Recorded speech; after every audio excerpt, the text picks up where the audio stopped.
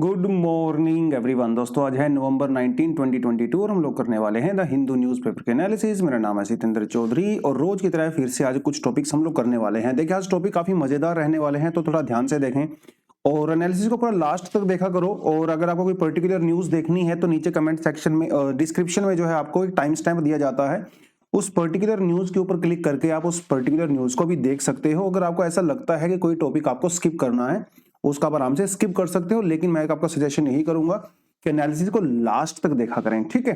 तभी इसका बेनिफिट मिलता है over the period of time. 3-4 महीने अगर आप कंटिन्यूसली देखते हो तो आपको काफी बेनिफिट नजर आता है। तो आज हम लोग दोस्तों हम लोग कौन कौन से टॉपिक करने वाले हैं, बढ़िया टॉपिक रहेंगे। ड्राफ्ट डिजिटल डेटा बिल, हालांकि ये तो रिपीटेड सा ही है, इसके बारे में थोड़ा बताऊंगा आपको मैं क्या पूरा मामला है। पहले इसको हम लोग कर चुके हैं, अच्छा खासा कंटेंट आपके लिए मैंने यहाँ पे बनाया है आज सुबह सुबह उठ के, तो इसको आप देखेंगे। पहला प्राइवेट रॉकेट जो है भैया अब इंडिया में लॉन्च हो गया है, बहुत जबरदस्त एक डेवलपमेंट यहाँ पे हुई है, इसके बारे में बात करेंगे। ऑल इंडिया सर्विसेज में भी कुछ यहाँ पे सुप्रीम कोर्ट में कुछ एप्लीकेशन वगैरह डाली गई थी, उसके बारे में बात करेंगे ऑल इंडिया सर्विसेज के बारे में। और COP27 जो कि इजिप्ट के अंदर चल रहा है, एक्चुअली वो कल खत्म होना था, ये था फ्राइडे को, लेकिन उसको एक दिन के लिए एक्सटेंड कर दिया गया है। क्यों एक्सटेंड कर दिया गया है उसके बारे में बात करेंगे। फिर हमारे पास आता है रेक्यूजल ऑफ जजेस, ये टॉपिक हम लोगों ने 6-7 महीने पहले किया था, तो शायद आपने इसको सुना नहीं होगा, तो बताऊंगा कि रेक्यूजल ऑफ जजेस क्या होता है, जज ऐसा क्यों करते हैं। देख किसी किसी केस में जज अपने आप को उस केस से बाहर कर लेते हैं, है ना, कि भैया हम लोग केस की सुनवाई नहीं करेंगे, उसे रेक्यूजल कहा जाता है। क्यों होता है, कैसे होता है, इसके बारे में आपको बताऊंगा। ICBM inter continental ballistic missile, इसका एक एक्सपेरिमेंट यानी टेस्टिंग किया है अभी नॉर्थ कोरिया ने, और इसकी वजह से पूरी दुनिया में एक हलचल मच गई है। वो पूरा मामला क्या है उसके बारे में बात करेंगे। बैलिस्टिक मिसाइल ये क्या होती हैं क्या नहीं होती हैं। और इंडियन एयरफोर्स के लिए नई डॉक्ट्रिन की रिक्वायरमेंट है, ये है आज का एडिटोरियल सेक्शन। देखिए आज सैटरडे है तो इसीलिए आज एक्सप्लेन सेक्शन आता नहीं है, बट आर्टिकल आज अच्छे आए हैं, ठीक है। उसके अलावा कुछ MCQs यहाँ पे इंक्लूड किए गए हैं और कुछ एडिशनल आर्टिकल भी आपके लिए हैं। बट आगे बढ़ने से पहले हमेशा जो आपको मैं चीज बोलता हूं, एक तो आप वीडियो को लाइक जरूर किया करें और कमेंट सेक्शन में अपने अटेंडेंस जरूर दे दिया करें, ठीक है। गुड मॉर्निंग, गुड इवनिंग, हाय, हेलो, सलाम, नमस्ते, राम राम, जो भी आपको करना है आप कर सकते हो। और एक चीज आपको और बताता चलूं कि हमारा फाउंडेशन कोर्स हम लोग जल्दी ही लॉन्च करने वाले हैं 2024 के बैचेस के लिए। जो बच्चे तैयार होना चाहते हैं, जनवरी में बेसिकली हम लोग अपना फाउंडेशन कोर्स लॉन्च कर रहे हैं। तो prep.in के वेबसाइट पे आप जो है विजिट करके पूरी इन्फॉर्मेशन ले सकते हो, डिस्क्रिप्शन में भी आपको लिंक मिल जाएगा, आप हमारी एप्लीकेशन भी डाउनलोड कर सकते हो। बहुत अच्छा प्रोग्राम है और पिछले 2-3 बैच हम लोग चला चुके हैं, बहुत अच्छा रिस्पॉन्स है बच्चों का। मैं खुद वहाँ पे ज्योग्राफी, एनवायरमेंट और करंट अफेयर्स लेता हूँ और बहुत ही अच्छी फैकल्टी है और आपको बहुत सपोर्ट मिलता है, तो चिंता करने की किसी तरह की कोई जरूरत नहीं है यहाँ पे। बट आगे बढ़े तो एक कल सवाल, एक्चुअली ये सवाल कई दिन पहले एक हमारे स्टूडेंट ने पूछा था, बहुत रेगुलर स्टूडेंट है डॉक्टर नाज, अगर कमेंट सेक्शन में जाके भी देखोगे तो इनकी क्वेरी वहां पे भी मिल जाती है आपको। तो इन्होंने एक सवाल पूछा था कि भाई अभी केरला में क्या हो रहा है, आपको पता ही है ना, केरला में, केरला की मतलब वहां के जो लेजिस्लेचर है उसने एक ऑर्डिनेंस पास किया है, और उस ऑर्डिनेंस क्या है, वो गवर्नर को चांसलर के पद से हटाना है, ये है ऑर्डिनेंस। गवर्नर क्योंकि यूनिवर्सिटीज के चांसलर्स होते हैं, आपको बताता चलूं कि वो सिर्फ स्टेट यूनिवर्सिटीज के चांसलर्स होते हैं, सेंट्रल यूनिवर्सिटी के चांसलर्स नहीं होते हैं। सेंट्रल यूनिवर्सिटी में एक्चुअली विजिटर होते हैं और वो होते हैं प्रेसिडेंट, ठीक है। तो ये तो खैर आज का मामला नहीं है, बट स्टेट यूनिवर्सिटी में होते हैं चांसलर। तो केरला की गवर्नमेंट ने एक ऑर्डिनेंस पास किया और उस ऑर्डिनेंस के थ्रू उन्होंने गवर्नर को चांसलर के पद से हटा दिया है, क्योंकि उन्होंने चांसलर ने खुद कहा था कि यार मेरा इस पद पे ना रहने का कोई मूड नहीं है, जिस तरह की कंट्रोवर्सी वहां पे चल रही थी। और केरला की सरकार का कोई मूड नहीं था, क्योंकि वहां के जो गवर्नर हैं मिस्टर आरिफ मोहम्मद बहुत प्रॉब्लम क्रिएट कर रहे थे, कभी रिजाइन मांग रहे हैं, कभी अपॉइंटमेंट कर रहे हैं, कभी कुछ कर रहे हैं, कभी मीडिया में आ रहे हैं, बयानबाजी कर रहे हैं, तो वो भी परेशान थे। तो फाइनली एक ऑर्डिनेंस, और मजेदार बात यह है कि इस ऑर्डिनेंस के ऊपर सिग्नेचर भी गवर्नर के ही होते हैं। ऑर्डिनेंस के ऊपर सिग्नेचर करना गवर्नर का डिस्क्रिशन नहीं है, राइट, गवर्नर को मैंडेटरी होता है ऑर्डिनेंस के ऊपर सिग्नेचर करना। तो ये पूरा मामला था। तो इसमें डॉक्टर नाज ने ये पूछा था कि सर ये जब ऑर्डिनेंस के थ्रू या किसी भी चीज के थ्रू आप चांसलर को कैसे, गवर्नर को चांसलर के पद से कैसे हटा सकते हो, because it's a constitutional thing. But आपको मैं बताता चलूं, हमारे कॉन्स्टिट्यूशन में कहीं भी मेंशन नहीं है कि गवर्नर को यूनिवर्सिटीज का चांसलर होना चाहिए, कॉन्स्टिट्यूशन में मेंशन नहीं है, ये सब स्टेट लेजिस्लेचर में होता है, ठीक है। मोस्टली स्टेट्स में गवर्नर चांसलर होते हैं, इसमें कोई डाउट नहीं है, बट ये मामला स्टेट लेजिस्लेचर का होता है, राइट। और ये शुरुआत में इसलिए किया गया था ताकि यूनिवर्सिटीज को, एजुकेशन को पॉलिटिक्स से दूर रखा जा सके। और गवर्नर जो है कॉन्स्टिट्यूशनल पद है, तो ऐसा माना जाता था कि अगर गवर्नर को चांसलर बनाएंगे तो वहां पे स्टेट पॉलिटिक्स का इंटरफेरेंस नहीं होगा और ये मामला काफी न्यूट्रल रहेगा। लेकिन over a period of time ऐसा होता नहीं है, गवर्नर खुद पॉलिटिक्स करने लगते हैं तो उसके मामले में कुछ कर नहीं सकते हो। तो स्टेट लेजिस्लेचर ही उनको चांसलर बनाता है और स्टेट लेजिस्लेचर ही उनको चांसलर के पद से हटा भी सकता है। इसमें कॉन्स्टिट्यूशन का ऐसा कुछ भी नहीं है। जैसे अगर आप वेस्ट बंगाल की बात करें तो वेस्ट बंगाल में भी गवर्नर जो है वो चांसलर नहीं होते हैं, चीफ मिनिस्टर जो है वो चांसलर होते हैं, और ये बिल भी वहां पे पास हुआ था। तो स्टेट टू स्टेट वेरी करता है, कॉन्स्टिट्यूशन ऐसा कुछ नहीं कहता है। इवन पंछी कमीशन, सरकारिया कमीशन, कई और कमीशन बनाए गए हैं सेंटर स्टेट रिलेशनशिप के लिए, सभी ने यही कहा है कि गवर्नर को चांसलर के पद पे एक्चुअली होना भी नहीं चाहिए था। राइट, स्टेट का मामला है, स्टेट यूनिवर्सिटीज का मामला है, स्टेट अपने हिसाब से करें। उसमें गवर्नर क्योंकि वो तो अपॉइंटी होता है सेंटर का, तो कहीं ना कहीं इंटरफेरेंस के चांसेस बनते ही बनते हैं, तो एक वो भी यहाँ पे मामला बनता है। ठीक है, तो आई होप आपकी क्वेरी सॉल्व हो गई होगी। कॉन्स्टिट्यूशन ऐसा कुछ नहीं कहता है। चलिए पहला जो थोड़ा फ्रंट पेज पे देख लेते हैं क्या हो रहा है। फ्रंट पेज पे तो है some countries support terror as a policy. ये टॉपिक हम लोगों ने डे बिफोर यस्टरडे भी किया था। आपको पता है कि नई दिल्ली के अंदर एक कॉन्फ्रेंस हो रही है, नो मनी फॉर टेरर, ये NMT इस कॉन्फ्रेंस का नाम है, और 72 कंट्रीज से यहाँ पे डेलीगेट्स आए हैं और 450 ऑफिसर्स आए हैं इतनी सारी कंट्रीज से। और हालांकि इसमें पाकिस्तान और चाइना नहीं आया है, उनको तो इनविटेशन हम लोगों ने भेजा था। अब पाकिस्तान तो देखा आएगा भी क्यों नो मनी फॉर टेरर, अभी तो ग्रे लिस्ट से पाकिस्तान बाहर निकला है क्योंकि वो टेररिस्ट को फंडिंग करता है, तो उसका तो आना वैसे भी नहीं बनता था। पर चाइना भी यहाँ पे नहीं आया है और ना ही उन्होंने अपने किसी रिप्रेजेंटेटिव को यहाँ पे भेजा है। बट इसमें हमारे प्राइम मिनिस्टर ने कई सारी बातें बोली हैं। देखिए, नाम किसी का नहीं लिया जाता है डायरेक्टली, डिप्लोमेसी में ऐसा होता है, और इंटरनेशनल जो भी कॉन्फ्रेंस होती है उसमें डायरेक्टली नाम बहुत कभी कभी लिया जाता है, बहुत रेयरली। इनडायरेक्ट जो है वो चीजें कही जाती हैं।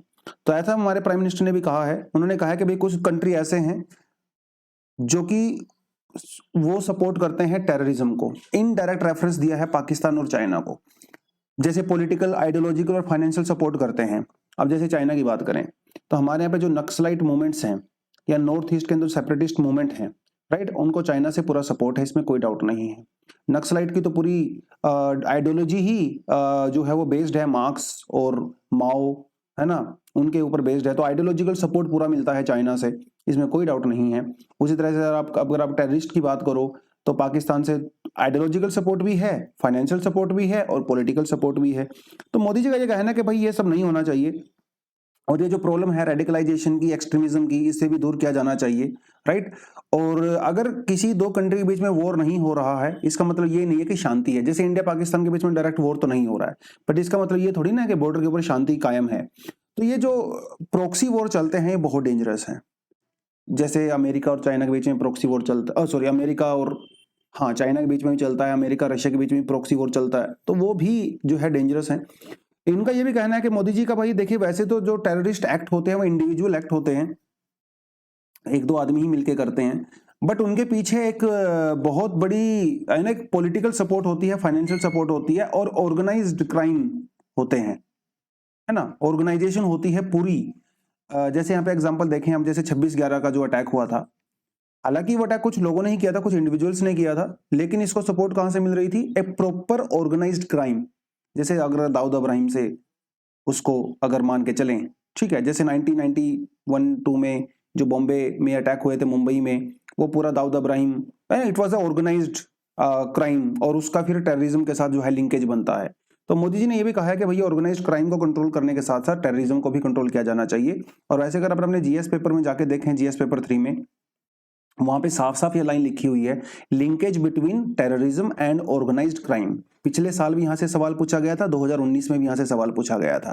तो ये थोड़ी चीजें आपको पता होनी चाहिए। तो ये तो छोटा सा टॉपिक था, बाकी ये तो हम तो थोड़ा बाद में देखेंगे, ठीक है। चलिए सीधा यहाँ पे आते हैं, draft digital data protection bill tabled for the public comment. देखिए, क्योंकि ये भी ड्राफ्ट है, राइट, और क्योंकि अभी ये पब्लिक कमेंट के लिए है, तो इसमें हम लोग ज्यादा डिटेल में नहीं जाएंगे। जब ये अभी इनका कहना है कि भाई बजट इस बार जो है मॉनसून सेशन में मॉनसून सेशन में जो है इसको इंट्रोड्यूस किया जाएगा, इस बिल को। और जब इसको इंट्रोड्यूस किया जाएगा तब ज्यादा डिटेल में इसके बारे में हम लोग बात कर सकते हैं। देखिए ड्राफ्ट एक रफ होता है ना। आप किसी को लेटर लिखते हो, पहले ड्राफ्ट लिखते हो, फिर उसके अंदर एडिटिंग करते हो, प्रूफ रीडिंग करते हो, बाद में जाके वो फाइनल डॉक्यूमेंट बनता है। तो अभी तो इसके ऊपर पब्लिक कमेंट लिए जा रहे हैं। Draft digital data protection bill, यानी कि जो आपका जो पर्सनल डेटा है उसको कैसे प्रोटेक्ट किया जाएगा उसके बारे में बेसिकली यहाँ पे बात करता है। ये कंटेंट जो है वो कल वाला, इसको आप रिमूव कर देना यार, मैं करके दे दूंगा आपको ये रिमूव, बट एनीवेज तो ये ड्राफ्ट है, ठीक है। 17 दिसंबर तक इसमें जो है पब्लिक के कमेंट्स मांगे गए हैं। इसमें क्या उन्होंने कहा है कि भैया पर्सनल डेटा को प्रोटेक्ट करना है। जनता का जो पर्सनल डेटा होता है, आपका मेरा जो पर्सनल डेटा होता है, हम लोग सोशल मीडिया वेबसाइट पे अपनी डेट ऑफ बर्थ वगैरह वो सब डालते हैं ना, वो हमारा पर्सनल डेटा है, उसको प्रोटेक्ट करना है। एक्चुअली 2021 में, पिछले साल, ये इसको बिल को पार्लियामेंट में पेश किया गया था, लेकिन बाद में सरकार ने इसमें विड्रॉ कर लिया था क्योंकि बहुत सारे जगह से इसको क्रिटिसिज्म मिला था।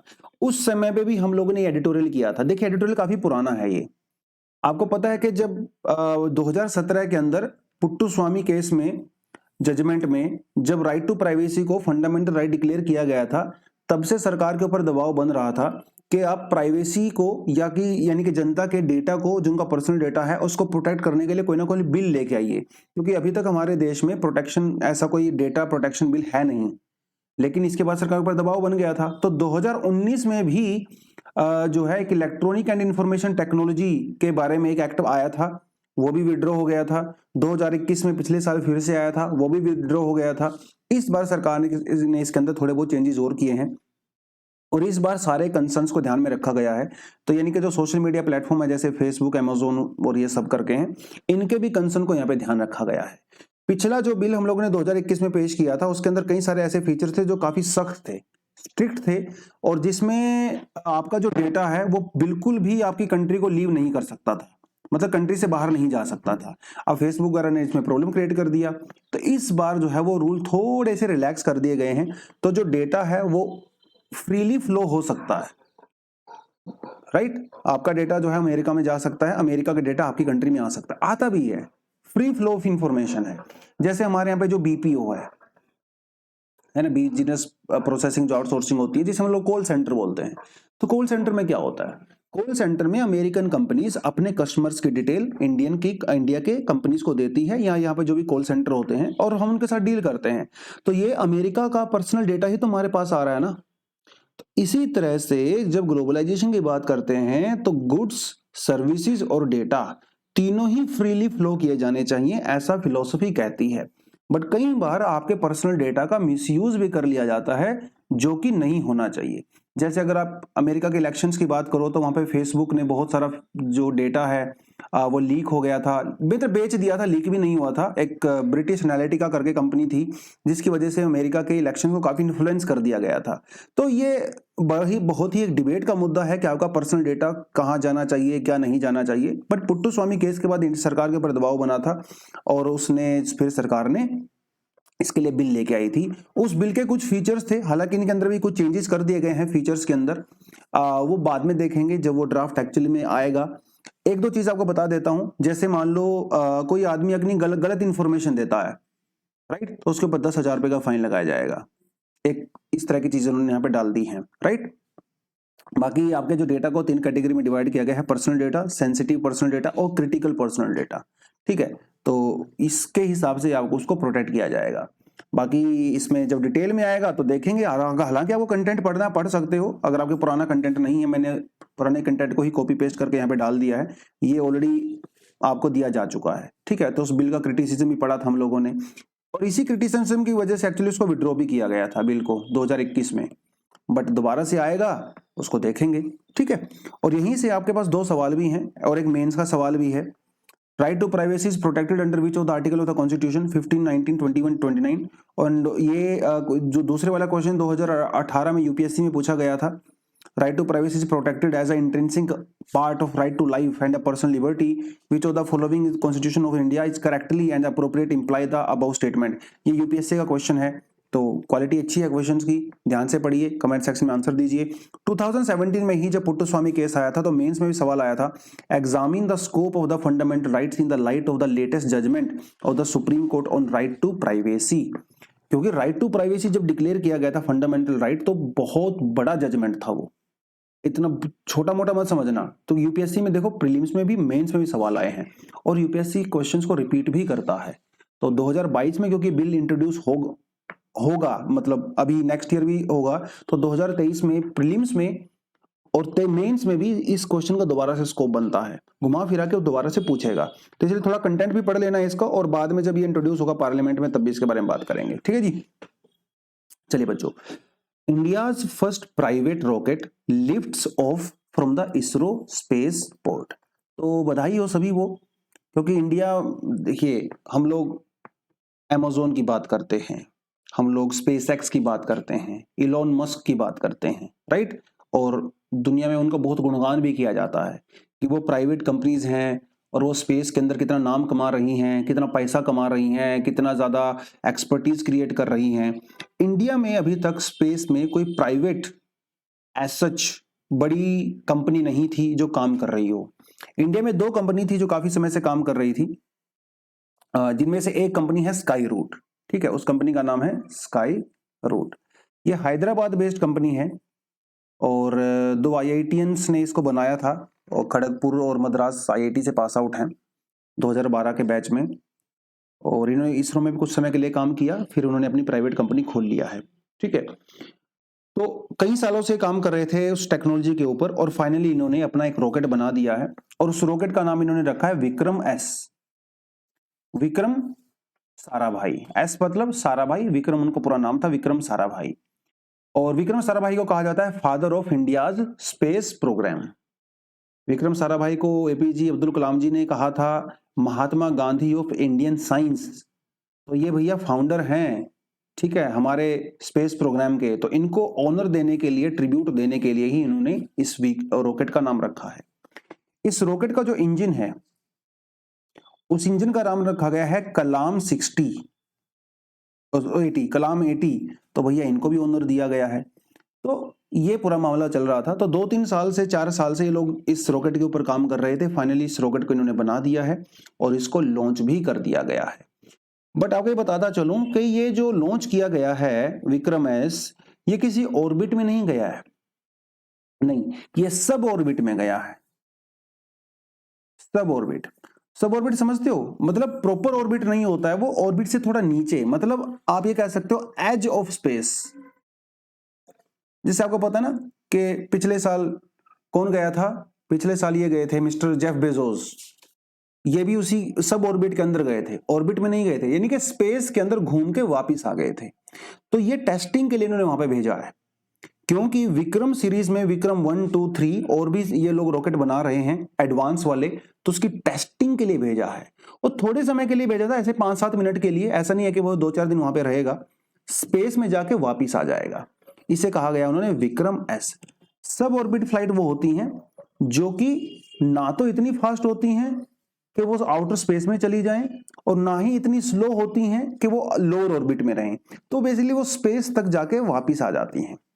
ठीक है, ये बस थोड़ा सा आपको यहाँ पे पता होना चाहिए। और ये अपने साथ एक सैटेलाइट भी लेके गए हैं जिसका नाम है फनसैट, फनसैट। और इस फन, हालांकि 3 सैटेलाइट लेके गए हैं, उनमें से एक फनसैट है, और फनसैट को बनाया गया है स्पेस किड्स के द्वारा, मतलब स्कूल के बच्चों के द्वारा इसको बनाया गया है। तो ये भी उन्होंने वहां पे भेजा है। तो ये थोड़ी थोड़ी इन्फॉर्मेशन आपको पता होनी चाहिए। और श्री हरिकोटा स्पेस जो पोर्ट है जहां से इसरो के रॉकेट वगैरह लॉन्च होते हैं, वहां से इसको भेजा गया है। और आने वाले समय में आप देखोगे कि कई सारी और भी कंपनी यहाँ पे आएंगी डेफिनेटली। और जिस तरह से स्पेसएक्स काम करता है अमेरिका में, और इंडिया में भी आने वाले 10-15 सालों में फ्यूचर काफी ब्राइट नजर आ रहा है। और इसरो का पूरा सपोर्ट है, इसरो के साथ मिलकर लोग काम कर रहे हैं, गवर्नमेंट ऑफ इंडिया का पूरा सपोर्ट है, और फंडिंग इनको ठीक ठाक मिल रहा है। तो लेट्स होप फ्यूचर में इंडिया का स्पेस प्रोग्राम और ज्यादा एनरिच यहाँ पे होना चाहिए, राइट। चलिए जी आगे बढ़ते हैं। नेक्स्ट हमारे पास जो टॉपिक है दोस्तों वो आता है supreme Court rejects petition to create independent environment service. तो किसी ने जो है सुप्रीम कोर्ट के अंदर एक केस फाइल किया था जिसमें ये कहा गया था कि सर जैसे हमारे पास आईएएस है, आईपीएस होता है, इंडियन फॉरेस्ट सर्विस होती है, ये ऑल इंडिया सर्विसेज होती हैं, उसी तरह से एक आईईएस इंडियन एनवायरमेंटल सर्विस भी बनाई जाए, all India service. Supreme court ने उसको पूरी तरह से रिजेक्ट कर दिया है। ठीक है, उन्होंने कहा कि नहीं, अभी पहली बात तो सुप्रीम कोर्ट के वैसे भी ज्यूरिसडिक्शन में नहीं है। सुप्रीम को ये सारा सरकार का मामला होता है, सरकार को लगेगा कि वो उसको डेफिनेटली कर लेगी। अरे भाई, जब इतना ऑलरेडी हमारे पास इतनी सारी चीजें बनी हुई हैं एनवायरनमेंट को टैकल करने के लिए, पोल्यूशन वगैरह को, जब उनसे काम नहीं हो रहा है तो ऑल इंडिया सर्विस से ही क्या ही हो जाएगा। तो ये भी तो सोचने वाली बात है ना। तो ऐसे ही किसी ने एप्लीकेशन वगैरह उसमें डाल दी थी, तो ऐसा कोई और हमारे पास ऑल इंडिया सर्विसेज आने वाली नहीं है। अभी तक कितने सालों से प्रपोजल यहाँ पे टिका हुआ है कि लॉ है ना, इंडियन लॉ सर्विसेज ILS उसको बनाया जाए, वो भी नहीं बन पा रहा है। तो जब हम ऑल इंडिया सर्विसेज की बात करते हैं तो हमारे पास सिर्फ 3 ऑल इंडिया सर्विसेज होती हैं, IAS, IPS और IFS। और तीनों का जो प्रीलिम्स का एग्जाम होता है वो कॉमन होता है, बाद में जो मेंस का एग्जाम होता है वो IFS के लिए सेपरेट होता है। और AIS रिक्रूटमेंट रूल्स के तहत वो सारी चीजें होती हैं। और उसके अलावा हमारे पास जो है ऑल इंडिया सर्विस एक्ट 1951 है, जिसके तहत guidelines, procedure, service condition, recruitment वगैरह वो सब होता है। All India service conduct rule 1968 भी है, जो कि कोड ऑफ कंडक्ट के बारे में बात करता है कि सिविल सर्वेंट को कैसे कंडक्ट करना चाहिए, ये आपको पता होना चाहिए। उसके अलावा ऑल इंडिया सर्विसेज, क्योंकि हमारे कंट्री में क्या ना, हम लोग फेडरल सिस्टम को फॉलो करते हैं, तो आपको जो है एक स्टेट कैडर मिलता है। अगर आप इन तीनों सर्विस में सिलेक्ट होते हो तो आपको एक स्टेट कैडर मिलता है। वो स्टेट कैडर 80% केस में आपका होम स्टेट नहीं होता है, आप दूसरे स्टेट के अंदर ही रिक्रूट होते हो। बट अगर आपका होम स्टेट भी होता है तो मोस्टली, मतलब मोस्ट ऑफ द टाइम आपकी जितनी भी सर्विस होती है लाइफ में, आप उसी स्टेट के अंदर रहते हो। बट 5 साल के लिए आपको सेंटर डेपुटेशन में भेजा जाता है। तो ये पूरा प्रोसीजर होता है, और स्टेट और सेंटर जो है दोनों आपकी कंडीशंस को टाइम टू टाइम वेरी करते हैं और उसके कंडक्ट करते हैं, प्रोसीजर, कंडीशंस वगैरह जो भी होती हैं। तो ये थोड़ा सा आपको इसके बारे में पता होना चाहिए। ज़्यादा तो आपको जानना है तो फिर आप जो है गूगल वगैरह भी इस पे बारे में कर सकते हो, या UPSC की वेबसाइट पे जाके जो है विजिट कर सकते हो, वहाँ पे अच्छी खासी इंफॉर्मेशन आपको मिल जाएगी। चलिए, with no consensus yet COP27 extended by a day. Consensus मतलब भाई सभी कंट्री एक ही ग्राउंड के ऊपर अग्री नहीं कर रही हैं, कंडीशंस के ऊपर अग्री नहीं कर रही हैं, जिसकी वजह से ये जो कॉन्फ्रेंस है वो फ्राइडे को एंड होनी चाहिए थी, लेकिन इसको एक्सटेंड करके अभी सैटरडे को कर दिया गया है। और ऐसा माना जा रहा है कि शायद ये सैटरडे को भी एक्सटेंड होकर संडे तक भी जा सकता है। और अल्टीमेटली अगर कंसेंसस नहीं बनता है और बिना कंसेंसस के ही कॉन्फ्रेंस एंड हो जाती है, तो नेक्स्ट ईयर जब कोई भी कन्वेंशन होगी तो उसे भी COP27 ही कहा जाएगा, उसे COP28 नहीं कहा जाएगा। ठीक है, अगर कंसेंसस नहीं बनता है तो COP27 कंटिन्यू रहता है, क्योंकि जैसे क्योटो प्रोटोकॉल, कितने सालों तक क्योटो प्रोटोकॉल कंटिन्यू रहा, क्योंकि उसके ऊपर कंसेंसस नहीं बन पाया था। बट क्योंकि हमें कॉमन ग्राउंड नहीं मिला है। कई सारी चीजें ऐसी हैं अभी भी जिसके ऊपर डेवलप्ड कंट्री और डेवलपिंग कंट्रीज आपस में अग्री नहीं कर रही हैं। सबसे बड़ी बात यहाँ पे फंडिंग वाली है, खासकर यूरोप यहाँ पे प्रॉब्लम क्रिएट कर रहा है। देखिए, जब क्योटो प्रोटोकॉल हुआ था तब कंडीशन अलग हुआ करती थी ना, वो 1997 की आप बात कर रहे हो। ठीक है, तब चाइना जो है एक पुअर कंट्री में कंसिडर किया जाता था, तो उस समय चाइना से कोई नहीं कहता था अभी आप भी फंडिंग करो, राइट। लेकिन आज तो भैया 2022 चल रहा है, चाइना जो है कि PPP के मामले में चाइना की इकोनॉमी दुनिया की सबसे बड़ी इकोनॉमी है। तो आज चाइना कंडीशन ये नहीं है वो अमेरिका को बोले, यूरोपियन कंट्री को बोले आप मुझे पैसा दो तभी मैं क्लाइमेट चेंज के लिए काम करूंगा। तो यूरोपियन कंट्री का ये कहना है कि चाइना को भी कंट्रीब्यूट करना चाहिए फंडिंग में, हम तो करेंगे ही जितना हमसे बन पाएगा, चाइना भी करे। तो एक तो दिक्कत यहाँ पे ये आ रही है। ठीक है, दूसरी दिक्कत यहाँ पे आ रही है वो है लॉस एंड डैमेज। इसके बारे में हम लोग बात कर चुके हैं। डेवलपिंग कंट्रीज कह रही हैं कि भाई आपकी हिस्टोरिकल रिस्पॉन्सिबिलिटी है कि आप हमें फंडिंग दो, टेक्नोलॉजी दो। वो कह रहे हैं कि हम लोग तो देंगे, लेकिन आप क्या करो, कोल को फेज आउट करो, फेज आउट, यानी कि कोल के यूज को कंप्लीटली बंद करो। अब यहां पे इंडिया ने टांग अड़ा दी। इंडिया कह रहा है कि भाई हम लोग फेज आउट नहीं कर सकते, हम लोग फेज डाउन कर सकते हैं। फेज आउट तो आप कर ही नहीं सकते ना यार, इंडिया, चाइना, ब्राजील कैसे फेज आउट करेंगे? फेज आउट मतलब पूरी तरह से खत्म करना, फेज डाउन मतलब धीरे धीरे धीरे धीरे कोल की कंजप्शन को कम करना। अब इंडिया ने यहाँ पे प्रॉब्लम क्रिएट कर दी है। इंडिया ये कह रहा है कि भाई आप सिर्फ कोल के ऊपर क्यों फोकस कर रहे हो, आप पेट्रोल, डीजल, नेचुरल गैस इनके ऊपर भी फोकस करो, क्योंकि पोल्यूशन तो इनसे भी हो रहा है। अब वो कह रहे हैं कि नहीं, क्योंकि देखो जो यार सीधी सी बात है, जो चीज आप यूज करते हो उसको थोड़ी ना बोलोगे। अब वो कोल ज्यादा यूज नहीं करते हैं तो कोल के लिए बोल रहे हैं, हम लोग कोल ज्यादा यूज कर रहे हैं तो हम अपने हिसाब से बोल रहे हैं। तो ये कुछ कुछ चीजें ऐसी हैं जिनके ऊपर मामला अटक गया है। और एक चीज और है जो कि इस बार इंट्रोड्यूस की गई है, पहले इंट्रोड्यूस नहीं थी, वो है role of agriculture in climate change. ये भी डेवलप्ड कंट्रीज की खुरापात है, ठीक है। पहले उसके बारे में कभी बात नहीं करते थे वो लोग, तो हमारे ऊपर बेसिकली ये दबाव बनाने के लिए किया गया है। कल ही हम लोगों ने इसके बारे में बात किया था। इसे कहा जाता है कोरोनिविया जॉइंट वर्क। ये इस बार प्रीलिम्स में पूछा जा सकता है कि Koronivia joint work is related to which of the following, तो आपसे पूछेगा वो। तो बेसिकली ये भी इजिप्ट के अंदर COP27 हो रहा है, वहां पे इसको इंट्रोड्यूस किया गया है। पहली बार एग्रीकल्चर के रोल को इंट्रोड्यूस किया गया है क्लाइमेट चेंज को लेके। एग्रीकल्चर सेक्टर भी काफी ज्यादा ग्रीन हाउस गैस एमिट करता है, खास जैसे आपका जो लाइफ स्टॉक है, हम लोग ओवर इरिगेशन करते हैं, राइट, सोइल का मिसयूज करते हैं, वो सारी चीजें। अब यहाँ पे भी डेवलपिंग कंट्री खासकर इंडिया चाइना प्रॉब्लम क्रिएट कर रहे हैं। प्रॉब्लम तो क्रिएट नहीं कर रहे हैं, हमारे अपने तरीके हैं, क्योंकि हमारे यहाँ पे तो स्टेपल फूड को राइस ही कंसिडर किया जाता है। राइस बहुत ज्यादा लोग कंज्यूम करते हैं इन ट्रॉपिकल कंट्रीज में, तो हम लोग तो ऑफ कोर्स राइस को ग्रो करेंगे ही। तो ये कुछ कुछ चीजें ऐसी हैं, agriculture, loss and damage, funding by China, right, जिसकी वजह से कंसेंसस नहीं बन रहा है। तो लेट्स होप कि आज कंसेंसस बन जाए, कुछ ना कुछ माहौल यहाँ पे बने और आगे बढ़े, नहीं तो फिर फेलियर होने के चांसेस ही काफी ज्यादा यहाँ पे बन जा रहे हैं। खैर आगे बढ़ते हैं। नेक्स्ट टॉपिक हमारे पास है सुप्रीम कोर्ट जज recuses himself from the hearing plea on the ED director. देखिए मामला क्या, आपको बताता चलता हूं। पिछले साल सरकार ने एक ऑर्डिनेंस पास किया था, ठीक है, और सिविल विजिलेंस कमीशन एक्ट 2003 के अंदर चेंजेस करने के लिए ऑर्डिनेंस पास किया गया था पिछले साल, जिसमें यह कहा गया था कि भैया जो ईडी के डायरेक्टर होते हैं, वैसे तो उनका जो टेन्योर होता है वो फिक्स होता है 2 साल का, बट उसको 5 साल के लिए एक्सटेंड किया जा सकता है सेंट्रल गवर्नमेंट के द्वारा। ये पिछले साल आया था, एक ऑर्डिनेंस आया था, ठीक है जी। और उस ऑर्डिनेंस का यूज करके सरकार ने क्या किया, इसमें ईडी के जो डायरेक्टर है मिस्टर संजय कुमार मिश्रा, उनके टेन्योर को एक्सटेंड कर दिया है, ठीक है। 2020 में भी किया था एक बार और 2021 में किया है। अब इसके अगेंस्ट में सुप्रीम कोर्ट के अंदर एक PIL फाइल की गई थी कि ऐसा नहीं होना चाहिए, ठीक है। हालांकि ये पूरा कानून के अंदर हो रहा है। तो सुप्रीम कोर्ट के जो जज साहब थे संजय कुशान कौल जी, उन्होंने अपने आप को इस केस से रेक्यूज कर लिया है। उन्होंने कहा कि भैया इस केस की सुनवाई मैं नहीं कर सकता। तो ये मामला अभी दोबारा से जाएगा CJI के पास, और CJI जो है इस केस को किसी और बेंच को ट्रांसफर करेंगे।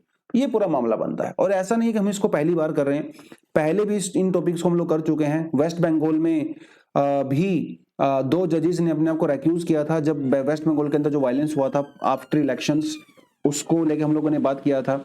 कई बार हम लोग बात कर चुके हैं। तो हाई कोर्ट के जज भी, सुप्रीम कोर्ट के जज भी कई बार अपने आप को केस से अलग कर लेते हैं। उसका क्या रीजन होता है? रीजन होता है कन्फ्लिक्ट ऑफ इंटरेस्ट। अगर डायरेक्टली और इनडायरेक्टली अगर वो जज साहब उस केस की किसी भी पार्टी से इन्वॉल्व होते हैं, पास्ट में भी चाहे रहे हो 10 साल 15-20 साल पहले, तो अपने आप को उस केस से अलग कर लेते हैं, ठीक है। ऐसा कई बार होता है। अब देखें, मान लो कोई जज है, ठीक है, हो सकता है वो पहले लॉयर रहे हों, लॉयर होके भैया प्रमोट होके जज बने हों। अब वो जो लॉयर रहे होंगे अपने जमाने में, तो हो सकता है उस पार्टी से वो कहीं ना कहीं किसी केस के थ्रू इन्वॉल्व रहे होंगे। तो उस पार्टी का अगर जब केस आता है उनकी बेंच के पास, जब वो जज होते हैं, तो अपने आप को ऑफ कोर्स रेक्यूज कर लेते हैं, ठीक है। तो कई सारे रीजन यहाँ पे हो सकते हैं। ऐसा कोई प्रोसीजर नहीं है, कोई कानून नहीं है, ये सिर्फ एक प्रोसेस होती है, ड्यू प्रोसेस ऑफ लॉ है। जज अपने आप को केस से अलग कर लेते हैं ताकि केस के ऊपर नेगेटिव इंपैक्ट ना पड़े, ठीक है। और जज अपने आप को रेक्यूज करते हैं, उसके लिए उनको कारण बताने की जरूरत भी नहीं होती है। हालांकि मोस्टली जज बता देते हैं, बट ऐसा जरूरी नहीं होता है। कई बार जज खुद को रेक्यूज कर लेते हैं, और कई बार खुद जो पार्टीज होती हैं, यानी कि जो जिनका केस होता है, वो लोग भी जज को रिक्वेस्ट कर सकते हैं रेक्यूज होने के लिए। उनको अगर लगता है कि भाई जज साहब जो है वो नेगेटिव इंपैक्ट या कुछ भी रिलेशन उनका हो सकता है, वो जज के ऊपर डिपेंड करता है रेक्यूज करें कि ना करें, ठीक है। ये जज की पूरी डिस्क्रिप्शन होती है। हो सकता है जज पास में इन्वॉल्व रहे हों, उसके बावजूद भी अपने आप को रेक्यूज नहीं करते हैं। ऐसे भी केस आते हैं बहुत बार, ठीक है। तो ये रेक्यूजल वाला कोई ऐसा कानून वानून नहीं है, कोई नॉर्मल फॉर्मल रूल वगैरह यहाँ पे है नहीं। इस केस के बारे में आपको ज्यादा पढ़ना है तो ये आपको PDF में लिंक मिल जाएगा, इसके ऊपर क्लिक करके भी जो है आप पूरी, एक इंडियन एक्सप्रेस का आर्टिकल आया था बेसिकली, वहां से आपको डिटेल मिल जाएंगी। तो ये कुछ होता है रेक्यूज के बारे में। ठीक है, ज्यादा डिटेल में जाना नहीं है, हम कोई लॉ का पेपर तो नहीं दे रहे हैं, यूपीएससी के पर्सपेक्टिव से इतना अपने लिए सफिशिएंट है। North Korea ICBM with range to strike entire US lands near Japan water. देखिए, साउथ कोरिया और अमेरिका के बीच में जो है जॉइंट एक्सरसाइज होनी थी, ठीक है, एक नेवल एक्सरसाइज होनी थी। जब से इसको अनाउंस किया गया था तो नॉर्थ कोरिया प्रॉब्लम वहां पे क्रिएट कर रहा था। नॉर्थ कोरिया का कहना है कि भाई ये जो आप एक्सरसाइज कर रहे हो ये मुझे धमकाने के लिए हो रही है, जिससे मेरे ऊपर खतरा है। तो नॉर्थ कोरिया जो है तब से लेके कई बार अलग अलग मिसाइल्स के टेस्ट कर चुका है, डिफरेंट तरह की मिसाइल के। एक मिसाइल तो जापान को पार करके जापान के ऊपर से पैसिफिक ओशन के अंदर जा गिरी थी अभी थोड़े समय पहले। मार्च के महीने में भी इन्होंने टेस्टिंग किया, जून जुलाई में भी इन्होंने टेस्टिंग किया, अभी नवंबर में फिर से टेस्टिंग कर रहे हैं। तो कल नॉर्थ कोरिया ने फिर से एक मिसाइल को लॉन्च किया और वो यहां जाके जो है वो कहीं लैंड हो गई। ठीक है, एग्जैक्ट लोकेशन आपको जानने की जरूरत नहीं है, बट स्टिल ये एक इंटरकॉन्टिनेंटल बैलिस्टिक मिसाइल है। ये यहाँ पे मजेदार बात है। ठीक है, दूसरी नॉर्मल मिसाइल होती है तो चलता है, लेकिन इंटरकॉन्टिनेंटल बैलिस्टिक मिसाइल काफी इंपॉर्टेंट होती हैं क्योंकि इनकी रेंज बहुत ज्यादा होती है। और जो intercontinental ballistic missile north Korea ने टेस्ट किया है या जिसको लॉन्च किया है वो अमेरिका की तक भी जा सकता है। तो अमेरिका को तो भैया इसमें डेंजर ही डेंजर है। तो इंटरकॉन्टिनेंटल बैलिस्टिक मिसाइल दोस्तों होती हैं जिनकी मिनिमम रेंज जो है वो 5500 किलोमीटर होती है। और ये बैलिस्टिक मिसाइल है, मतलब इनकी टेरिटरी ऐसी होती है। पहले क्या करती हैं, पहले आउटर स्पेस के अंदर एंट्री करती हैं 5-6 किलोमीटर से ऊपर, और वहां से फिर जो है अपने टारगेट को हिट करती हैं। इन्हें इंटरनेशनल कॉन्टिनेंटल बैलिस्टिक मिसाइल कहा जाता है। इनकी मैक्सिमम रेंज जो है 7000 से लेकर 16000 भी हो सकती है। हालांकि कई मिसाइल ऐसी भी हैं जिनका 20000 से ज्यादा भी रेंज है। तो यानी कि भैया धरती का चक्कर काट सकती हैं पूरा, ये आप मतलब आप इस तरह से समझ सकते हो। ठीक है, रसिया, यूनाइटेड स्टेट्स, चाइना और इंडिया इन दुनिया में ऐसी कंट्री हैं जिनके पास इंटरनेशनल कॉन्टिनेंटल बैलिस्टिक मिसाइल हैं और लैंड बेस्ड हैं, land based. Russia, UK, France, India, China के पास जो है सबमरीन वाली भी हैं। हालांकि इसराइल के पास भी हैं और इसराइल ने टेस्ट वेस्ट भी किया है, बट इसराइल को थोड़ा सीक्रेट रख रहा है। इसराइल ने खुल के नहीं बताया कि मेरे पास हैं। और नॉर्थ कोरिया का भी आपने देख ही लिया, टाइम टू टाइम टेस्टिंग करता रहता है। हालांकि इनकी एक्यूरेसी के ऊपर कई बार सवाल खड़े होते हैं नॉर्थ कोरिया वाली, बट यार वो तो अपने आप में हिसाब से चलते ही हैं। ठीक है, उनको जो करना है वो तो करके ही मानते हैं।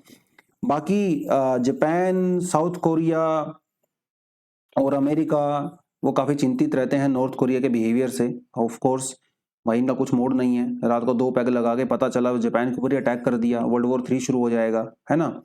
और चाइना भी काफी कंसर्न रहता है नॉर्थ कोरिया को लेके, क्योंकि अगर नॉर्थ कोरिया में कल कुछ होता है तो नॉर्थ कोरिया से बहुत सारे माइग्रेंट्स, है ना, रेफ्यूजीज, वो कहाँ जाएंगे, वो सब चाइना के अंदर ही तो जाएंगे ना। तो ये कुछ चीजें हैं, थोड़ा आपको पता होना चाहिए इंटरनेशनल कॉन्टिनेंटल बैलिस्टिक मिसाइल के बारे में। हमारे पास जो अग्नि है वो ICBM है। ठीक है, चलिए आज का जो एडिटोरियल है वो कहता है कि भैया इंडियन एयर फोर्स को जो है एक नई डॉक्ट्रिन की रिक्वायरमेंट होती है, और हमारे air vice marshal Manmohan Bahadur ji जो कि रिटायर्ड हो चुके हैं, तो इनका ये पर्सनल व्यू है। ठीक है, डॉक्ट्रिन क्या होता है पहली बात आपको ये पता होना चाहिए। जैसे हमारे पास न्यूक्लियर डॉक्ट्रिन है, इंडिया की न्यूक्लियर डॉक्ट्रिन है ना। क्या है इंडिया की न्यूक्लियर डॉक्ट्रिन? कि हम लोग किसी के ऊपर पहला अटैक नहीं करेंगे, नो फर्स्ट यूज पॉलिसी, ये है हमारी डॉक्ट्रिन का नाम। No first use nuclear policy, किसी और के ऊपर अटैक नहीं करेंगे। तो डॉक्ट्रिन का मतलब क्या होता है? डॉक्ट्रिन का मतलब होता है the best way to doing a thing. और बेस्ट वे कैसे पता चलता है? आपकी कंडीशन के हिसाब से पता चलता है। इस समय जो इंडिया की न्यूक्लियर डॉक्ट्रिन है वो हमारे हिसाब से इस समय बेस्ट है। जो हमारा पास्ट एक्सपीरियंस है, हमारी जो प्रेजेंट कैपेसिटी है, हमारी जो टेक्नोलॉजी है, हमारे पास जो मैन पावर है, हमारे पास जितनी भी चीजें हैं, उसके हिसाब से अगर हम लोग कैलकुलेट करें तो इंडिया की जो न्यूक्लियर डॉक्ट्रिन है वो हमारे लिए बेस्ट है। The best way to doing a thing, हमारी एग्जिस्टिंग कैपेसिटी के हिसाब से, इसे कहते हैं डॉक्ट्रिन। तो ऐसे ही हमारी जो एयर डॉक्ट्रिन है उसको चेंज करने का टाइम आ गया है।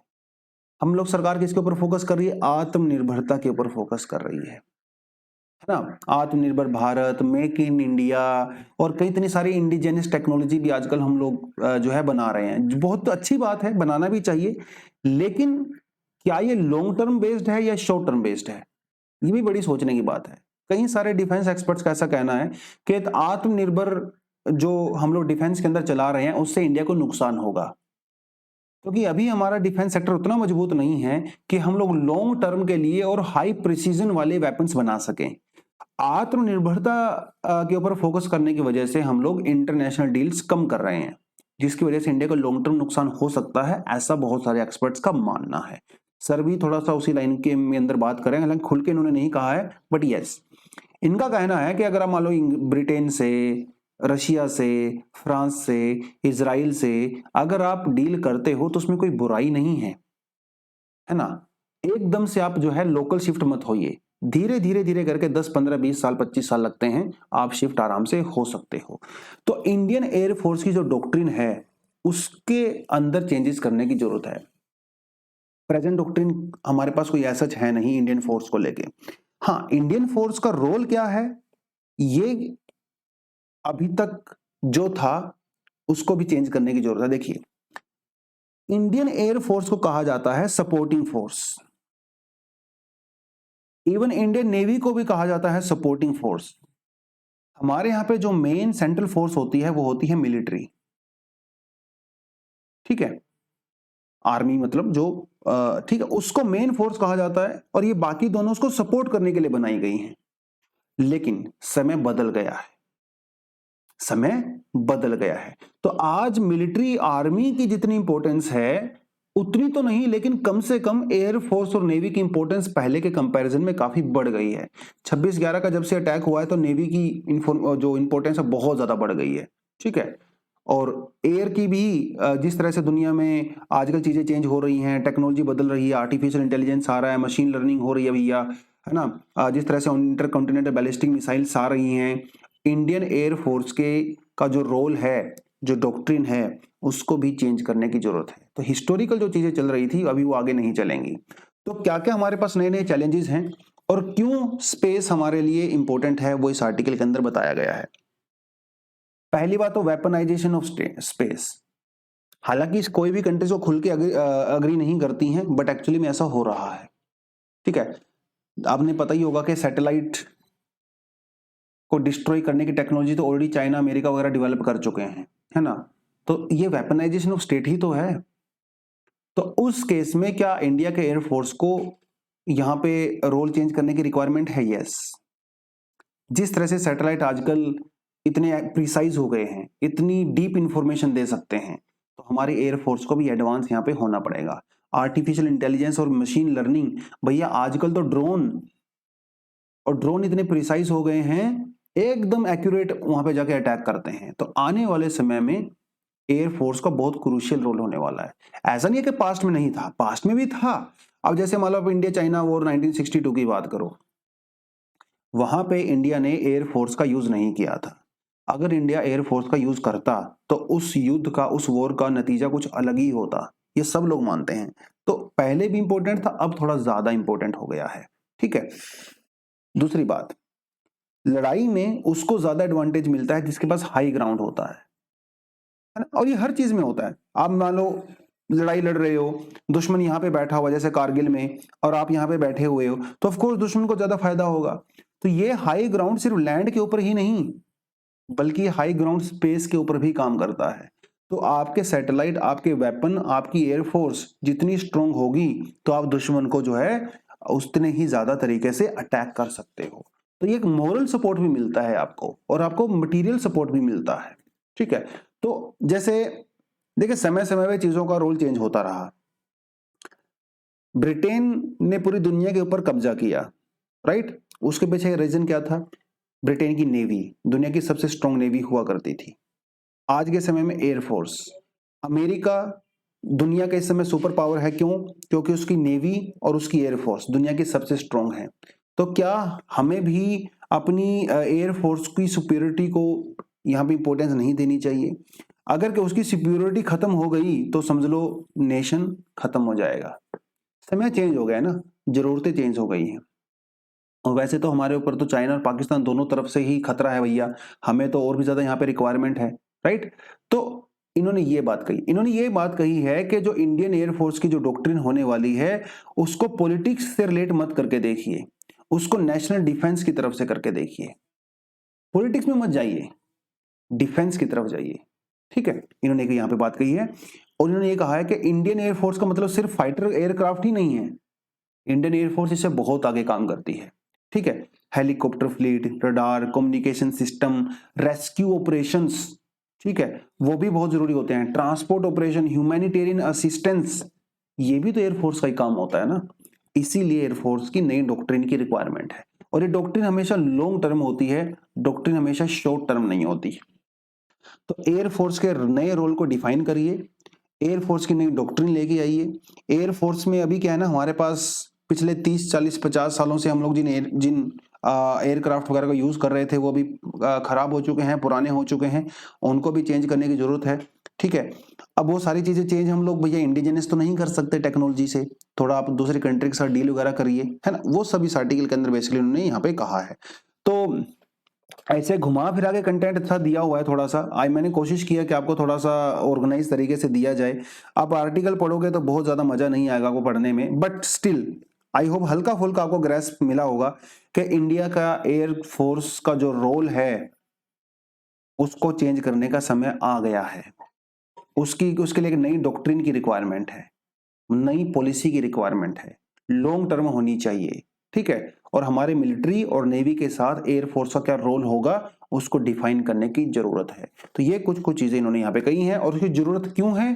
क्योंकि टेक्नोलॉजी चेंज हो रही है, थ्रेट चेंज हो रहे हैं, artificial intelligence, drone technology, machine learning, China की कैपेसिटी, एक तरफ पाकिस्तान है, सैटेलाइट, वेपनाइजेशन ऑफ स्पेस, इसकी वजह से जो है इन चीजों की यहाँ पे जरूरत है। तो अगर आप यहाँ पे क्वेश्चन लिखना चाहते हो तो क्वेश्चन भी एक मेंस के लिए लिख सकते हो। अच्छा क्वेश्चन बनेगा जीएस पेपर 3 से, अगर आपको मैं बताऊं, क्योंकि पहले भी जो है इस तरह के क्योंकि न्यूक्लियर डॉक्ट्रिन के लेके ऑलरेडी 2 बार सवाल पूछा जा चुका है यूपीएससी में न्यूक्लियर डॉक्ट्रिन को लेके, तो इसके लिए भी पूछा जा सकता है। आप यहाँ पे लिख सकते हो in the backdrop of changing nature of space with respect to defense, in the backdrop of changing nature of space with respect to defense, discuss the role of Indian Air Force doctrine, ठीक है। 150 words,